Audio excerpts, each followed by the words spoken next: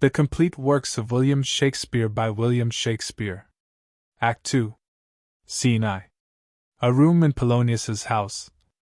Enter Polonius and Reynaldo. Polonius. Give him this money and these notes, Reynaldo. Reynaldo. I will, my lord. Polonius. You shall do marvelous wisely, good Reynaldo, before you visit him, to make inquiry of his behavior. Reynaldo. My lord, I did intend it. Polonius. Very well said, very well said. Look you, sir, inquire me first what danskers are in Paris, and how, and who, what means, and where they keep, what company, at what expense, and finding by this encompassment and drift of question, that they do know my son, come you more nearer than your particular demands will touch it. Take you as 'twere some distant knowledge of him, as thus, I know his father and his friends, and in part him do you mark this, Reynaldo? Reynaldo. Aye, very well, my lord. Polonius. And in part him, but you may say, not well, but if be he I mean, he's very wild, addicted so and so, and there put on him what forgeries you please, marry, none so rank as may dishonour him, take heed of that, but, sir, such wanton, wild, and usual slips as our companions noted and most known to youth and liberty. Reynaldo. As gaming, my lord? Polonius. Aye, or drinking, fencing, swearing, quarrelling, drabbing. You may go so far. Reynaldo. My lord, that would dishonour him. Polonius. Faith no, as you may season it in the charge. You must not put another scandal on him, that he is open to incontinency. That's not my meaning, but breathe his faults so quaintly that they may seem the taints of liberty, the flash and outbreak of a fiery mind, a savageness in unreclaimed blood, of general assault. Reynaldo. But my good lord Polonius. Wherefore should you do this? Reynaldo. Aye, my lord, I would know that. Polonius. Marry, sir, here's my drift, and I believe it is a fetch of warrant. You laying these slight sullies on my son, as 'twere a thing a little soiled ith working, mark you, your party in converse, him you would sound, having ever seen in the prenominate crimes the youth you breathe of guilty, be assured he closes with you in this consequence, good sir, or so, or friend, or gentleman according to the phrase or the addition of man and country. Reynaldo. Very good, my lord. Polonius. And then, sir, does he this? He does what was I about to say? By the mass, I was about to say something. Where did I leave? Reynaldo. At closes in the consequence. At friend or so, and gentleman. Polonius. At closes in the consequence I, marry. He closes with you thus, I know the gentleman, I saw him yesterday, or t'other day, or then, with such and such, and, as you say, there was he gaming, there o'er Tukins rouse, there falling out at tennis, or perchance, I saw him enter such a house of sale videlicet, a brothel, or so forth. See you now, your bait of falsehood takes this carp of truth, and thus do we of wisdom and of reach, with windlasses, and with essays of bias, by indirections find directions out. So by my former lecture and advice shall you, my son. You have me, have you not? Reynaldo. My lord, I have. Polonius. God be wy you, fare you well. Reynaldo. Good my lord. Polonius. Observe his inclination in yourself. Reynaldo. I shall, my lord. Polonius. And let him ply his music. Reynaldo. Well, my lord. Polonius. Farewell. Exit Reynaldo. Enter Ophelia. How now, Ophelia, what's the matter? Ophelia. Alas, my lord, I have been so affrighted. Polonius. With what, in the name of God? Ophelia. My lord, as I was sewing in my chamber, Lord Hamlet, with his doublet all unbracked, no hat upon his head, his stockings fouled, ungartred, and down jibed to his ankle, pale as his shirt, his knees knocking each other, and with a look so piteous in purport as if he had been loosed out of hell to speak of horrors, he comes before me. Polonius. Mad for thy love? Ophelia. My lord, I do not know, but truly I do fear it. Polonius. What said he? Ophelia. He took me by the wrist and held me hard, then goes he to the length of all his arm, and with his other hand thus o'er his brow, he falls to such perusal of my face as he would draw it. Long stayed he so, at last, a little shaking of mine arm, and thrice his head thus waving up and down, he rised a sigh so piteous and profound as it did seem to shatter all his bulk and end his being. That done, he lets me go, and with his head over his shoulder turned he seemed to find his way without his eyes, for out o' doors he went without their help, and to the last spended their light on me. Polonius. Come, go with me. I will go seek the king. This is the very ecstasy of love, whose violent property froze itself, and leads the will to desperate undertakings, as oft as any passion under heaven that does afflict our natures. I am sorry. What, have you given him any hard words of late? Ophelia. No, my good lord, but as you did command, I did repel his letters and denied his access to me. Polonius. That hath made him mad. I am sorry that with better heed and judgment I had not quoted him. I feared he did but trifle, and meant to wreck thee. But beshrew my jealousy. It seems it is as proper to our age to cast beyond ourselves in our opinions as it is common for the younger sort to lack discretion. Come, go we to the king. This must be known, which, being kept close, might move more grief to hide than hate to utter love. Exeunt. Scene 2. A room in the castle. Enter King, Queen, Rosencrantz, Guildenstern and attendants. King. Welcome, dear Rosencrantz and Guildenstern. Moreover that we much did long to see you, the need we have to use you did provoke our hasty sending. Something have you heard of Hamlet's transformation, so I call it, since nor th exterior nor the inward man resembles that it was. What it should be, more than his father's death, that thus hath put him so much from th understanding of himself, I cannot dream of. I entreat you both that, being of so young days brought up with him, and since so neighbor to his youth and humor, that you vouchsafe your rest here in our court some little time, so by your companies to draw him on to pleasures and to gather, so much as from occasion you may glean, whether aught to us unknown afflicts him thus that, opened, lies within our remedy. Queen.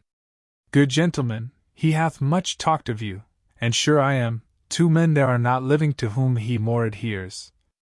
If it will please you to show us so much gentry and goodwill as to expend your time with us a while, for the supply and profit of our hope, your visitation shall receive such thanks as fits a king's remembrance. Rosencrantz. Both your majesties might, by the sovereign power you have of us, put your dread pleasures more into command than to entreaty. Guildenstern. We both obey, and here give up ourselves, in the full bent, to lay our service freely at your feet to be commanded. King. Thanks, Rosencrantz and gentle Guildenstern. Queen. Thanks, Guildenstern and gentle Rosencrantz. And I beseech you instantly to visit my too much changed son. Go, some of you, and bring these gentlemen where Hamlet is.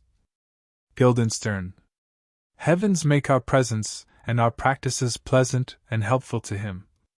Queen. Amen. Exeunt Rosencrantz, Guildenstern and some attendants. Enter Polonius. Polonius. Th ambassadors from Norway, my good lord, are joyfully returned. King. Thou still hast been the father of good news. Polonius. Have I, my lord? Assure you, my good liege, I hold my duty, as I hold my soul, both to my God and to my gracious king, and I do think, or else this brain of mine hunts not the trail of policy so sure as it hath us to do, that I have found the very cause of Hamlet's lunacy. King. Oh, speak of that do I long to hear. Polonius. Give first admittance to th ambassadors, my news shall be the fruit to that great feast. King, thyself do grace to them, and bring them in. Exit Polonius. He tells me, my sweet queen, that he hath found the head and source of all your son's distemper. Queen, I doubt it is no other but the main, his father's death and our o'er hasty marriage. King, well, we shall sift him. Enter Polonius with Voltmand and Cornelius. Welcome, my good friends. Say, Voltmand, what from our brother Norway? Voltmand, most fair return of greetings and desires. Upon our first, he sent out to suppress his nephew's levies, which to him appeared to be a preparation gainst the Polack.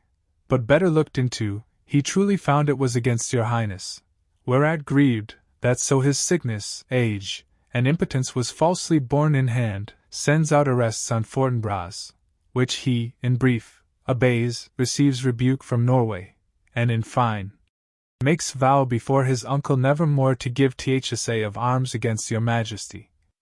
Whereon old Norway, overcome with joy, gives him 3,000 crowns in annual fee, and his commission to employ those soldiers so levied as before, against the Polack, with an entreaty, herein further shown, gives a paper, that it might please you to give quiet pass through your dominions for this enterprise, on such regards of safety and allowance as therein are set down.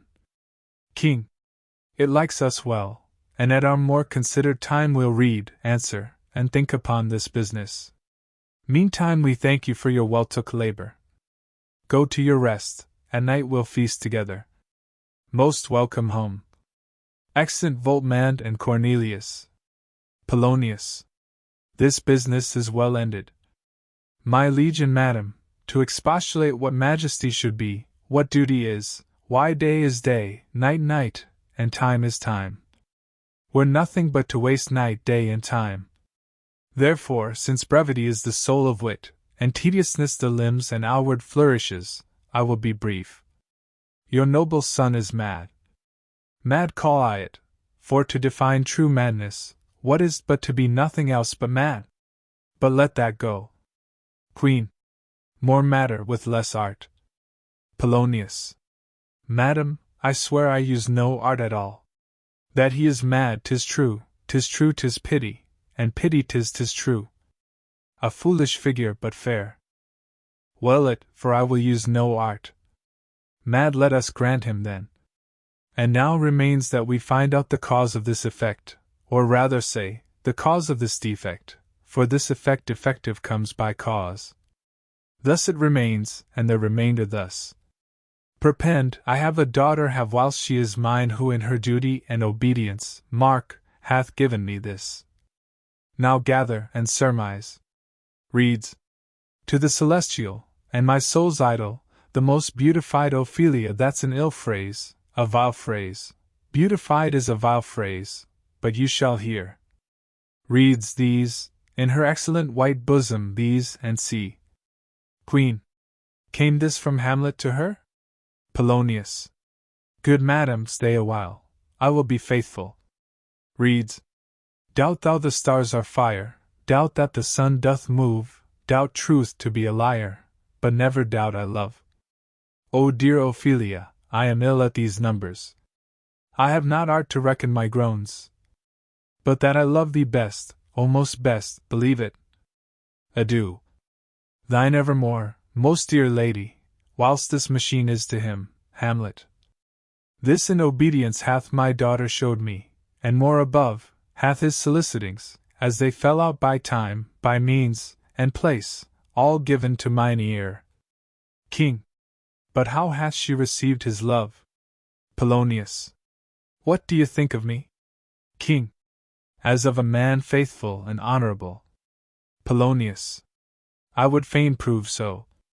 But what might you think, when I had seen this hot love on the wing, as I perceived it, I must tell you that, before my daughter told me, what might you, or my dear majesty your queen here, think, if I had played the desk or table book, or given my heart a winking, mute and dumb, or looked upon this love with idle sight, what might you think?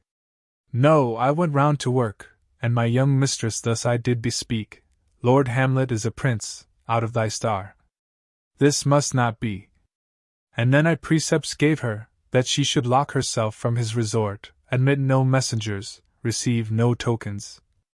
Which done, she took the fruits of my advice, and he, repulsed, a short tale to make fell into a sadness, then into a fast, thence to a watch, thence into a weakness, thence to a lightness, and by this declension, into the madness wherein now he raves, and all we wail for.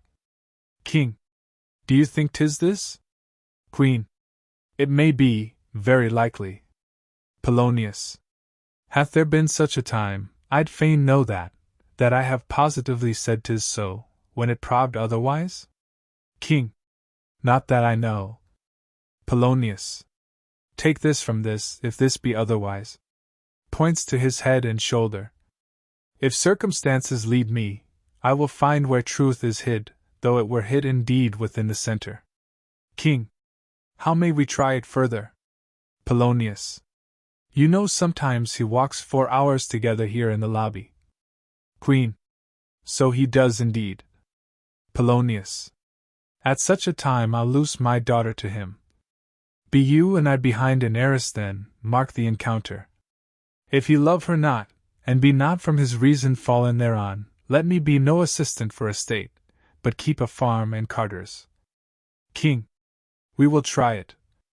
Enter Hamlet reading. Queen. But look where sadly the poor wretch comes reading.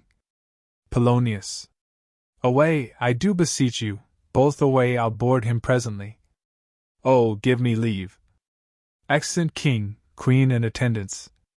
How does my good Lord Hamlet? Hamlet. Well, God a mercy. Polonius. Do you know me, my lord? Hamlet. Excellent well. You're a fishmonger. Polonius. Not I, my lord. Hamlet. Then I would you were so honest a man. Polonius. Honest, my lord? Hamlet. I, sir, to be honest, as this world goes, is to be one man picked out of 10,000. Polonius. That's very true, my lord. Hamlet. For if the sun breed maggots in a dead dog, being a good kissing carrion, have you a daughter? Polonius. I have, my lord. Hamlet. Let her not walk ith Sunday. Conception is a blessing, but not as your daughter may conceive. Friend looked it. Polonius. How say you by that? Aside.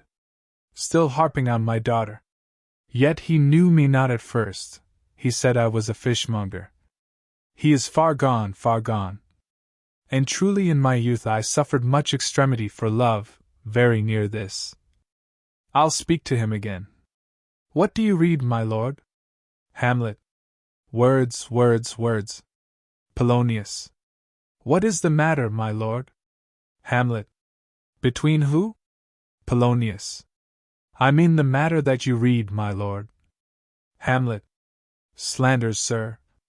For the satirical slave says here that old men have grey beards, that their faces are wrinkled, their eyes purging thick amber and plum-tree gum, and that they have a plentiful lack of wit, together with most weak hams. All which, sir, though I most powerfully and potently believe, yet I hold it not honesty to have it thus set down. For you yourself, sir, should be old as I am, if like a crab you could go backward. Polonius. Aside. Though this be madness, yet there is a method in't. Will you walk out of the air, my lord? Hamlet. Into my grave? Polonius. Indeed, that is out o' the air. Aside. How pregnant sometimes his replies are! A happiness that often madness hits on, which reason and sanity could not so prosperously be deli. Veritive. I will leave him and suddenly contrive the means of meeting between him and my daughter. My honorable lord, I will most humbly take my leave of you. Hamlet. You cannot, sir, take from me anything that I will more willingly part withal, except my life, except my life, except my life. Polonius. Fare you well, my lord. Hamlet. These tedious old fools. Enter Rosencrantz and Guildenstern. Polonius. You go to seek the Lord Hamlet, there he is. Rosencrantz. To Polonius. God save you, sir. Exit Polonius. Guildenstern. My honored lord. Rosencrantz. My most dear lord. Hamlet. My excellent good friends. How dost thou, Guildenstern? Ah, Rosencrantz. Good lads, how do ye both? Rosencrantz. As the indifferent children of the earth. Guildenstern. Happy in that we are not over happy, on fortune's cap we are not the very button. Hamlet. Nor the soles of her shoe? Rosencrantz. Neither, my lord. Hamlet. Then you live about her waist, or in the middle of her favors? Guildenstern. Faith, her privates we. Hamlet. In the secret parts of fortune? Oh, most true, she is a strumpet. What's the news? Rosencrantz. None, my lord, but that the world's grown honest. Hamlet. Then is doomsday near. But your news is not true. Let me question more in particular. What have you, my good friends, deserved at the hands of fortune, that she sends you to prison hither? Guildenstern. Prison, my lord? Hamlet. Denmark's a prison. Rosencrantz. Then is the world one. Hamlet. A goodly one, in which there are many confines, wards, and dungeons, Denmark being one oth worst. Rosencrantz. We think not so, my lord. Hamlet. Why, then 'tis none to you, for there is nothing either good or bad but thinking makes it so. To me it is a prison. Rosencrantz. Why, then your ambition makes it one, 'tis too narrow for your mind. Hamlet. O God, I could be bounded in a nutshell, and count myself a king of infinite space, were it not that I have bad dreams. Guildenstern. Which dreams, indeed, are ambition, for the very substance of the ambitious is merely the shadow of a dream. Hamlet. A dream itself is but a shadow. Rosencrantz. Truly, and I hold ambition of so airy and light a quality that it is but a shadow's shadow. Hamlet. Then are our beggars' bodies, and our monarchs and outstretched heroes the beggars' shadows. Shall we to th court? For, by my fay, I cannot reason. Rosencrantz and Guildenstern. Will wait upon you. Hamlet. No such matter. I will not sort you with the rest of my servants, for, to speak to you like an honest man, I am most dreadfully attended. But in the beaten way of friendship, what make you at Elsinore? Rosencrantz. To visit you, my lord, no other occasion. Hamlet. Beggar that I am even poor in thanks, but I thank you. And sure, dear friends, my thanks are too dear a halfpenny. Were you not sent for? Is it your own inclining? Is it a free visitation? Come, deal justly with me. Come, nay, speak. Guildenstern. What should we say, my lord? Hamlet. Why, anything. But to the purpose. You were sent for, and there is a kind of confession in your looks, which your modesties have not craft enough to color. I know the good king and queen have sent for you. Rosencrantz. To what end, my lord? Hamlet. That you must teach me. But let me conjure you, by the rights of our fellowship, by the consonancy of our youth, by the obligation of our ever-preserved love, and by what more dear a better proposer could charge you withal, be even and direct with me, whether you were sent for or no. Rosencrantz. To Guildenstern. What say you? Hamlet. Aside. Nay, then I have an eye of you. If you love me, hold not off. Guildenstern. My lord, we were sent for. Hamlet. I will tell you why. So shall my anticipation prevent your discovery, and your secrecy to the king and queen moult no feather. I have of late, but wherefore I know not, lost all my mirth, foregone all custom of exercises, and indeed, it goes so heavily with my disposition that this goodly frame the earth seems to me a sterile promontory, this most excellent canopy the air, look you, this brave o'erhanging firmament, this majestical roof fretted with golden fire, why, It appears no other thing to me than a foul and pestilent congregation of vapors. What a piece of work is man! How noble in reason! How infinite in faculties, in form and moving, how express and admirable! In action how like an angel? In apprehension how like a god! The beauty of the world, the paragon of animals. And yet, to me, what is this quintessence of dust? Man delights not me, no, nor woman neither, though by your smiling you seem to say so. Rosencrantz. My lord, there was no such stuff in my thoughts. Hamlet. Why did you laugh then, when I said man delights not me? Rosencrantz. To think, my lord, if you delight not in man, what Lenten entertainment the players shall receive from you. We quote them on the way, and hither are they coming to offer you service. Hamlet. He that plays the king shall be welcome. His Majesty shall have tribute of me. The adventurous knight shall use his foil and target. The lover shall not sigh gratis. The humorous man shall end his part in peace.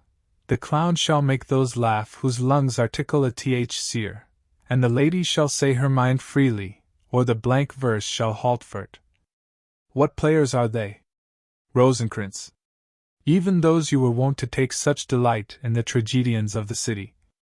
Hamlet. How chances it they travel? Their residence, both in reputation and profit, was better both ways. Rosencrantz.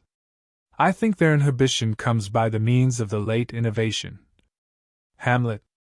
Do they hold the same estimation they did when I was in the city? Are they so followed? Rosencrantz. No, indeed they are not. Hamlet. How comes it? Do they grow rusty? Rosencrantz. Nay, their endeavor keeps in the wonted pace. But there is, sir, an area of children, little eyeses, that cry out on the top of question, and are most tyrannically clapped for't. These are now the fashion, and so berattle the common stages, so they call them, that many wearing rapiers are afraid of goose quills and dare scarce come thither. Hamlet. What, are they children? Who maintains them? How are they escoted? Will they pursue the quality no longer than they can sing? Will they not say afterwards, if they should grow themselves to common players, as it is most like, if their means are no better their writers do them wrong to make them exclaim against their own succession? Rosencrantz. Faith, there has been much to do on both sides, and the nation holds in no sin to tar them to controversy. There was for a while no money bid for argument unless the poet and the player went to cuffs in the question. Hamlet. Is't possible? Guildenstern. Oh, there has been much throwing about of brains. Hamlet. Do the boys carry it away? Rosencrantz. Aye, that they do, my lord. Hercules and his load too. Hamlet.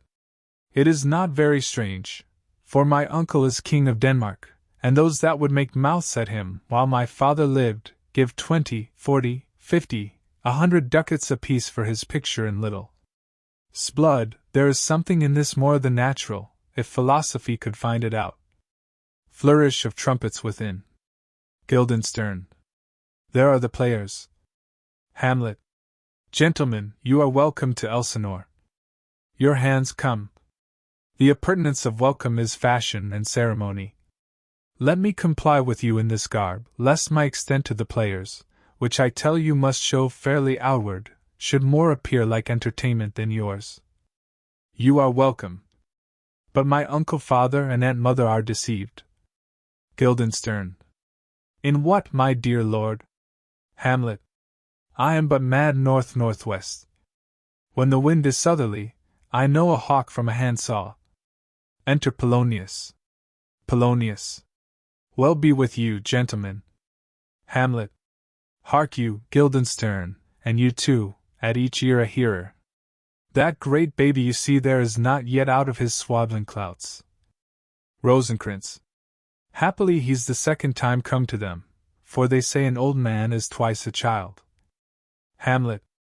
I will prophesy he comes to tell me of the players. Mark it. You say right, sir, for a Monday morning 'twas so indeed. Polonius. My lord, I have news to tell you. Hamlet. my lord, I have news to tell you. When Roscius was an actor in Rome, Polonius. The actors are come hither, my lord. Hamlet. Buzz, buzz. Polonius. Upon my honor. Hamlet. Then came each actor on his ass, Polonius. The best actors in the world, either for tragedy, comedy, history, pastoral, pastoral-comical, historical-pastoral, tragical-historical, tragical-comical-historical-pastoral, scene individable, or poem unlimited. Seneca cannot be too heavy, nor Plautus too light, for the law of writ and the liberty. These are the only men. Hamlet. O Jephthah, judge of Israel, what a treasure hadst thou! Polonius. What treasure had he, my lord? Hamlet. Why, one fair daughter, and no more, the which he loved passing well. Polonius. Aside. Still on my daughter. Hamlet. Am I not right, old Jephthah? Polonius. If you call me Jephthah, my lord, I have a daughter that I love passing well. Hamlet. Nay, that follows not. Polonius. What follows then, my lord? Hamlet. Why, as by lot, God what, and then, you know, it came to pass, as most like it was. The first row of the pious chanson will show you more. For look where my abridgment comes. Enter 4 or 5 players. You are welcome, masters, welcome all. I am glad to see thee well. Welcome, good friends. Oh, my old friend! Thy face is valiant since I saw thee last. Comest thou to beard me in Denmark? What, my young lady and mistress? By Our Lady, your ladyship is nearer to heaven than when I saw you last, by the altitude of a chopine. Pray God your voice, like a piece of uncurrent gold, be not cracked within the ring. Masters, you are all welcome. We'll e'en to like French falconers, fly at anything we see. We'll have a speech straight. Come, give us a taste of your quality. Come, a passionate speech. F. I rusty player. What speech, my lord? Hamlet. I heard thee speak me a speech once, but it was never acted, or if it was, not above once, for the play, I remember, please not the million, 'twas caviar to the general. But it was as I received it, and others, whose judgments in such matters cried in the top of mine an excellent play, well digested in the scenes, set down with as much modesty as cunning. I remember one said there were no sell-outs in the lines to make the matter savory, nor no matter in the phrase that might indict the author of affectation, but called it an honest method, as wholesome as sweet, and by very much more handsome than fine. One speech in it I chiefly loved. 'Twas Aeneas' tale to Dido, and thereabout of it especially where he speaks of Priam's slaughter. If it live in your memory, begin at this line, let me see, the rugged Pyrrhus. Like th Hyrcanian beast, it is not so. It begins with Pyrrhus, the rugged Pyrrhus, he whose sable arms, black as his purpose, did the knight resemble when he lay couched in the ominous horse, hath now this dread and black complexion smeared with heraldry more dismal.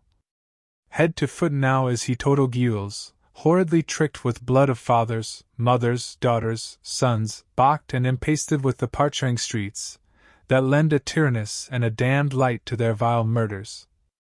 Roasted in wrath and fire, and thus o'ersized with coagulate gore, with eyes like carbuncles, the hellish Pyrrhus old grandsire Priam seeks. So proceed you. Polonius. For God, my lord, well spoken, with good accent and good discretion. First player. Anon he finds him, striking too short at Greeks. His antique sword, rebellious to his arm, lies where it falls, repugnant to command. Unequal matched, Pyrrhus at Priam drives, in rage strikes wide, but with the whiff and wind of his fell sword th unnerved father falls. Then senseless Ilium, seeming to feel this blow, with flaming top stoops to his base, and with a hideous crash takes prisoner Pyrrhus' ear. For lo, his sword, which was declining on the milky head of Reverend Priam, seemed ith ere to stick. So, as a painted tyrant, Pyrrhus stood, and like a neutral to his will and matter, did nothing. But as we often see against some storm, a silence in the heavens, the rack stands still, the bold winds speechless, and the orb below as hush as death, anon the dreadful thunder doth rend the region. So after Pyrrhus' pause, aroused vengeance sets him new a work, and never did the Cyclops' hammers fall on Mars's armor, for'ard for proof return, with less remorse than Pyrrhus' bleeding sword now falls on Priam. Out, out, thou strumpet Fortune! All you gods, in general synod, take away her power, break all the spokes and fellies from her wheel, and bowl the round nave down the hill of heaven, as low as to the fiends. Polonius. This is too long. Hamlet. Is shall to the barbers with your beard. Prithee say on. He's for a jig or a tale of bawdry, or he sleeps. Say on, come to Hecuba. First player. But who, oh who, had seen the mobled queen, Hamlet? The mobled queen? Polonius. That's good. Mobled queen is good. First player.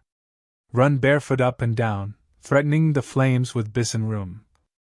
A cloud upon that head where late the diadem stood, and for a robe, about her lank and all o'er-teemed loins, a blanket, in th alarm of fear caught up who this had seen, with tongue in venom steeped, gains fortune state would treason have pronounced. But if the gods themselves did see her then, when she saw Pyrrhus make malicious sport in mincing with his sword her husband's limbs, the instant burst of clamor that she made, unless things mortal move them not at all, would have made milch the burning eyes of heaven, and passion in the gods. Polonius. Look, where he has not turned his color, and has tears in's eyes. Pray you no more. Hamlet. 'Tis well. I'll have thee speak out the rest of this soon. Good my lord, will you see the players well bestowed? Do you hear? Let them be well used, for they are the abstracts and brief chronicles of the time. After your death you were better have a bad epitaph than their ill report while you live. Polonius. My lord, I will use them according to their desert. Hamlet. God's bodikin man better. Use every man after his desert, and who should scape whipping? Use them after your own honor and dignity. The less they deserve, the more merit is in your bounty. Take them in. Polonius. Come, sirs. Hamlet. Follow him, friends. We'll hear a play tomorrow. Exeunt Polonius with all the players but the first. Dost thou hear me, old friend? Can you play the murder of Gonzago? First player. Aye, my lord. Hamlet. We'll hot tomorrow night. You could for a need study a speech of some 12 or 16 lines, which I would set down and insert in, could you not? First player. Aye, my lord. Hamlet. Very well. Follow that lord, and look you mock him not. Exit first player. To Rosencrantz and Guildenstern, my good friends, I'll leave you till night. You are welcome to Elsinore. Rosencrantz. Good my lord. Exeunt Rosencrantz and Guildenstern. Hamlet. Aye, so God be why ye. Now I am alone. Oh, what a rogue and peasant's slave am I! Is it not monstrous that this player here, but in a fiction, in a dream of passion, could force his soul so to his own conceit that from her working all his visage wand, tears in his eyes, distraction in's aspect, a broken voice, and his whole function suiting with forms to his conceit? And all for nothing. For Hecuba? What's Hecuba to him, or he to Hecuba, that he should weep for her? What would he do, had he the motive and the cue for passion that I have? He would drown the stage with tears and cleave the general ear with horrid speech, make mad the guilty, and appall the free, confound the ignorant, and amaze indeed the very faculties of eyes and ears. Yet I, a dull and muddy-mettled rascal, peak like John a dreams, unpregnant of my cause, and can say nothing. No, not for a king upon whose property and most dear life a damned defeat was made. Am I a coward? Who calls me villain, breaks my pate across? Plucks off my beard and blows it in my face? Tweaks me by the nose, gives me the lie ith throat as deep as to the lungs? Who does me this? Ha! Swins, I should take it, for it cannot be but I am pigeon-livered, and lack gall to make oppression bitter, or ere this I should have fatted all the region kites with this slave's awful. Bloody body villain! Remorseless, treacherous, lecherous, kindless villain! O vengeance! Why, what an ass am I! This is most brave, that I, the son of a dear father murdered, prompted to my revenge by heaven and hell, must, like a whore, unpack my heart with words and fall a-cursing like a very drab, a scullion. Fie upon't! Fall! About my brain! I have heard that guilty creatures sitting at a play have by the very cunning of the scene been struck so to the soul that presently they have proclaimed their malefactions. For murder, though it have no tongue, will speak with most miraculous organ. I'll have these players play something like the murder of my father before mine uncle. I'll observe his looks, I'll tempt him to the quick. If he but blench, I know my course. The spirit that I have seen may be the devil, and the devil hath power t'assume a pleasing shape, yea, and perhaps out of my weakness and my melancholy, as he is very potent with such spirits, abuses me to damn me. I'll have grounds more relative than this. The play's the thing wherein I'll catch the conscience of the king. Exit.